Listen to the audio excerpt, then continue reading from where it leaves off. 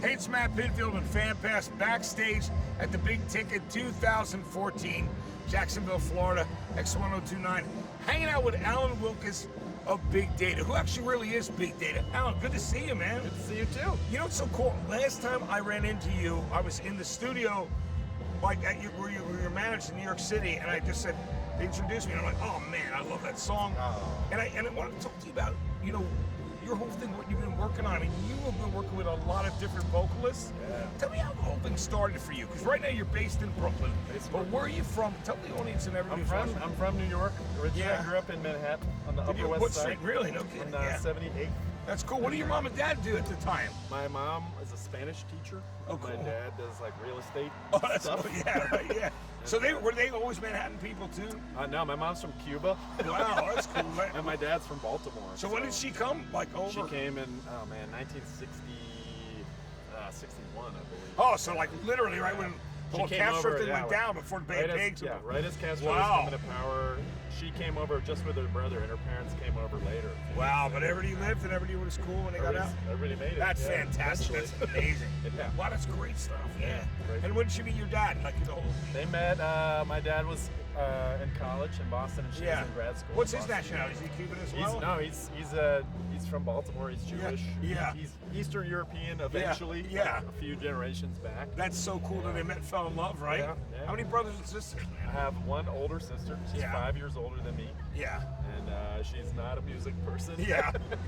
Does she ever look at you and go, like, before, like, Dangerous Books, she ever go, what are you doing with your life? yeah. What are you doing with your life? I think, You know what I mean? I think she still sort of does that, but now she's. Does she realize now that you have a hit all over the radio, like you're not only all rock, but I mean across everywhere?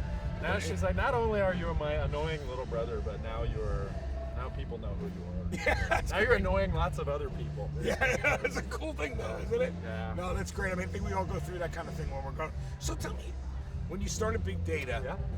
tell me when you picked up your first synthesizer or started deciding you were going to record at home. Yeah. How did that whole thing well, experience take place? I've been recording for years and years and years, and I've been doing a lot of producing projects over the years, just working with different singers. Who were you working with? Like anybody we would know? Yeah, or- I did a song with Childish Gambino. Oh yeah, and, he's a brother. I love him. He's the man. I did a song with a band called the Kick Drums. Yeah. And White Hinterland, and Yeah. a bunch of different people. And then I was originally just gonna make one song with Dan from Joywave, just as another one-off. Yeah. And something about the way we worked together just kind of clicked, and it came together sort of fast.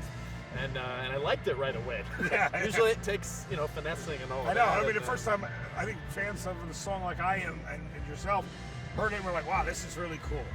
And I love the whole like the sounds you were using. Thank you, man.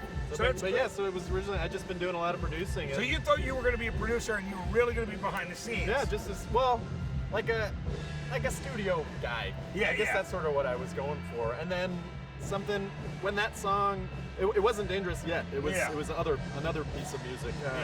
But that was when the first sort of light bulb went off in my head to start a project. Yeah. And that summer, this was in 2012, that summer, I was looking for a name for the project. Yeah. And I went to a friend's wedding who works in actual Big Data. Yeah. He was telling me about his career, and he kept saying Big Data. And I was like, that's a cool name. Yeah, that's a great, it's and awesome. it's interesting to think about. And, Yeah. And so that's where the second light bulb went off. That's fantastic. And then once I had the name, then that started sort of informing all the lyrics that I was writing with different people, and it kind of gave me a way to still be a producer guy, but also have a concept and a theme as that an unified artist it all. and something where the songs and everything that's involved with it. That's great. Yeah. And that sort of, I think, hopefully that allows it to feel a little more consistent when I work with different singers. Yeah. Because there's still this overarching theme. Yeah, which I think is great. I mean, I ran into you in the studio, literally, and you were with the young lady from YO, who I love from Philly, in that area. She is incredible. And they're incredible. And I remember she was shocked that I knew that black is the that's color, right. like that cool traditional That was like song a they deep covered. cut, and she was like, yeah. Yeah, it was really cool. But I mean, so tell me about the people you've chosen to work with. Now, the new single, right? Tell me who you work with. Yeah. So I kind of, as I started working on getting the record together, I just kind of made a wish list. Yeah, that's like so cool. people that I love or look up to, or So tell me all about of the those above. people and how you approached them. Yeah, I mean, it was, partly my management, partly people I've actually met in these kinds of festivals. Yeah. And, I worked with Jamie Liddell and Jen from YO and White Sea. Yeah. That's my Which is the new single, that's the right? new Yeah. single, yeah, The Business of Emotion. Yeah. And when you wrote that lyric, I mean, it's kind of coming through. Is there a concept thing for you? You mentioned the concept or the overall idea, which I think is very cool. Yep. How do you see it in the overall concept? If you would explain to people, well, what am I talking about lyrically? Right. The journey that you're talking about. Sure. Tell me about So I guess the sort of the one-liner about what big data is that it's paranoid electronic pop music.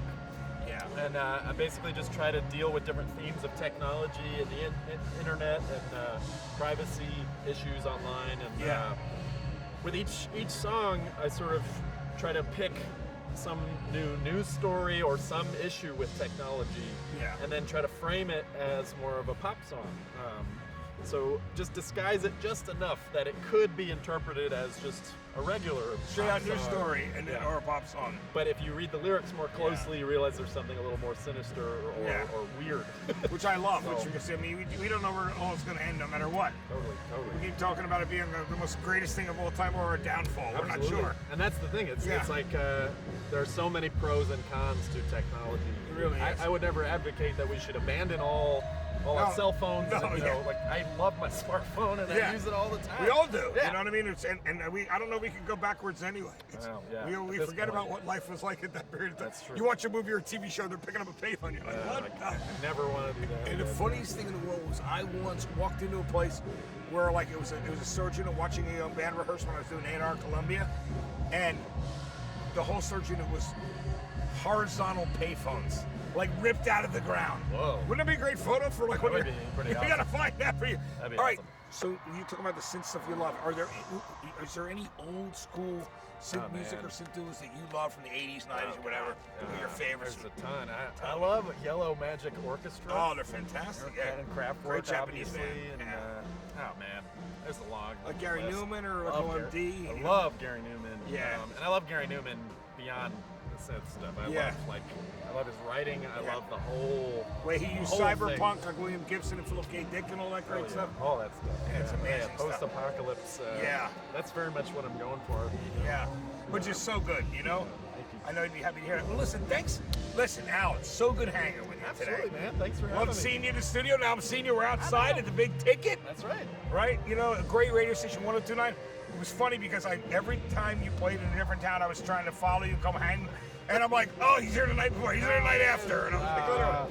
So we're finally tonight. We made it. It's fantastic. So thanks for hanging. Thank you. Alan Wilkis right here on fanpass.tv. I'm Matt Pinfield, and we are at the Big Ticket, 102.9 Jacksonville, Florida. All right. I was going to, dude, I'm so into new.